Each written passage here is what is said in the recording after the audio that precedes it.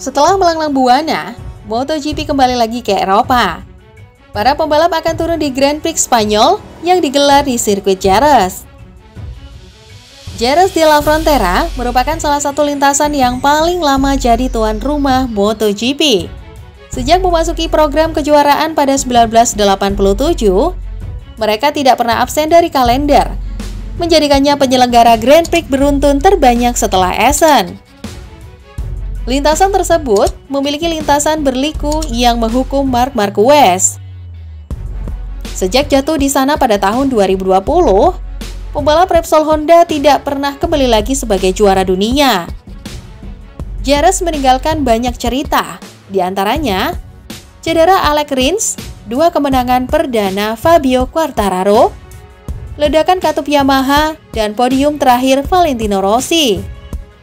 Sirkuit pendek dan umumnya lambat menjadi favorit para pembalap Spanyol. Ada 2 lintasan lurus pendek tidak lebih dari 607 meter. Ini melegakan bagi beberapa merek. Namun, menjadi penanda yang mungkin telah terbukti bermasalah bagi motor seperti Ducati di masa lalu.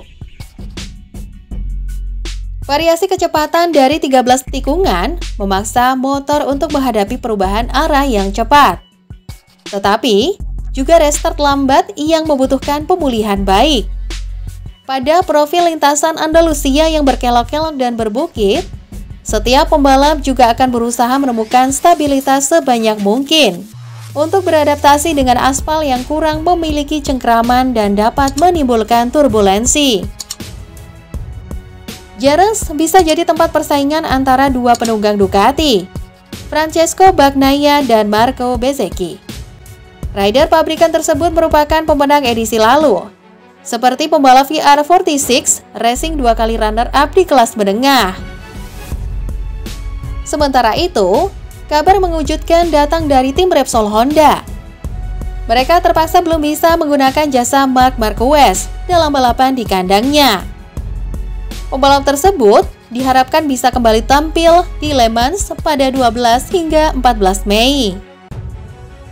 Juara dunia MotoGP 6 kali tersebut menjalani pemeriksaan baru pada Selasa lalu. Menurut dokter yang mengoperasinya, alangkah lebih baik kalau ia menepi lebih lama dan melanjutkan proses rehabilitasi.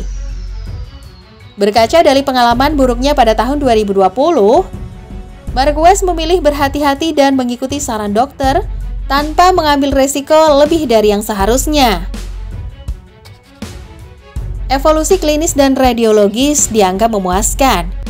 Namun, karena sifat patah tulang dan waktu yang telah berlalu, tim medis yang dipimpin oleh Dr. Roger De Ona bersama dengan Marquez telah memutuskan untuk melanjutkan pemulihan dan persiapannya selama beberapa minggu ke depan dan memfokuskan kemungkinan kembalinya di GP Prancis pada 12 hingga 14 Mei.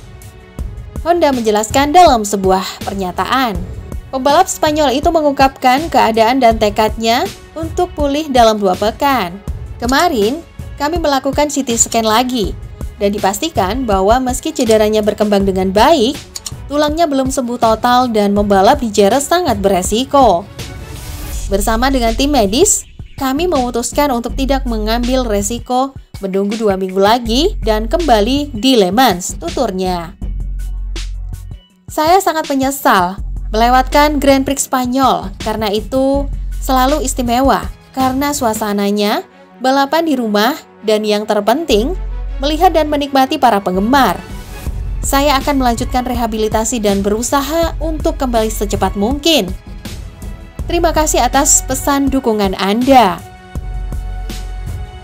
Meski begitu, penggemar bisa melihat Marquez di Jerez untuk acara promosi.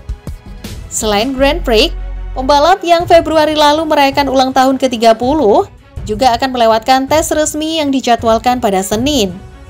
Uji coba itu sangat penting bagi Honda dalam pengembangan RC213V. Marquez mengalami cedera tepat 1 bulan lalu, usai crash di lap ketiga balapan minggu MotoGP Portugal. Kala itu, ia berada di posisi keempat dan berusaha maju ke P2. Tapi melakukan manuver beresiko yang membuat Jorge Martin dan Miguel Oliveira cedera. Kakak Alex Marquez mendapat double long lap penalty yang harus dijalani saat turun ke trek. Tak hanya itu, ia harus absen di MotoGP Argentina dan Amerika Serikat yang merupakan tempat kekuasaannya.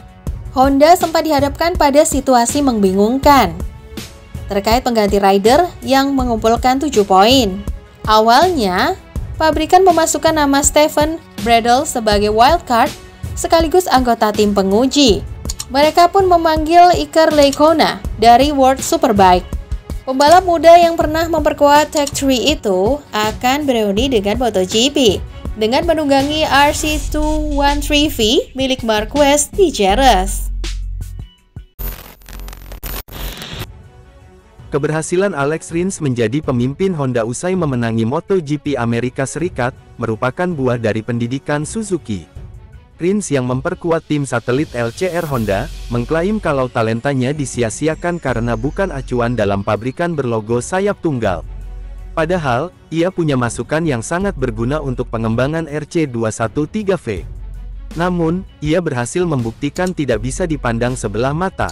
Kemenangan tersebut menutup akhir pekan di mana Rins juga menempati posisi kedua dalam sprint race, naik ke posisi ketiga dalam klasemen sementara. Ia membukukan selisih 40 poin dari pembalap terbaik kedua Honda, Takaki Nakagami, yang berada di urutan ke-17. Meskipun Rins memiliki keluhan tentang RC213V, dia adalah satu-satunya pembalap Honda yang secara umum memberikan pandangan positif tentang motor tersebut. Pada Desember lalu, dia tidak merasa Honda adalah motor yang buruk seperti yang dikatakan orang. Menganalisis kemenangan tersebut, mantan kepala kru Rins, Jose Manuel Keiso, yang tidak ikut pindah ke Honda dan kembali bekerja sama dengan Maverick Vinales di Aprilia, mengatakan, soal bakat Alex, saya rasa tak ada yang meragukannya dan saya juga tak akan meragukannya sekarang. Dia adalah pembalap yang sangat berkelas.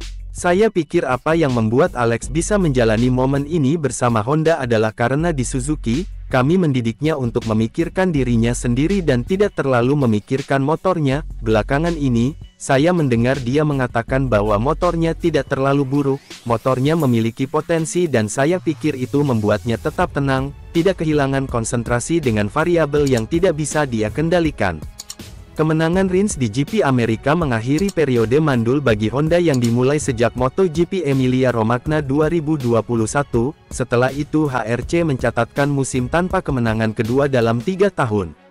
Itu juga merupakan podium tertinggi pertama LCR sejak MotoGP Argentina 2018, yang secara kebetulan merupakan kali terakhir pembalap Honda yang bukan Marc Marquez berdiri di podium teratas untuk tim tersebut. Sementara itu, Marc Marquez mendapatkan kabar mengecewakan karena dilarang berlaga di hadapan publiknya. Pembalap Repsol Honda itu masih menjalani pemulihan patah jempol tangan kanan. Ia akan digantikan rider HRC WSBK, Iker Lecuona, karena Stefan Bradl sudah mengambil jatah wildcard. KTM memberikan wildcard kepada Dani Pedrosa. Demikian juga dengan Enea Bastianini sudah dapat lampu hijau untuk berlaga kembali, setelah menjalani pemeriksaan di klinik sirkuit Jerez. Kembali ke tanggal musim semi klasik, Jerez sekali lagi menjadi salah satu putaran kunci dari bagian pertama kejuaraan. Akan ada tes resmi, ditunggu-tunggu sebagai keadilan perdamaian oleh beberapa orang dan diikuti oleh tes sehari setelah balapan di mana tim mencari jawaban atas permasalahan selama 4 seri awal.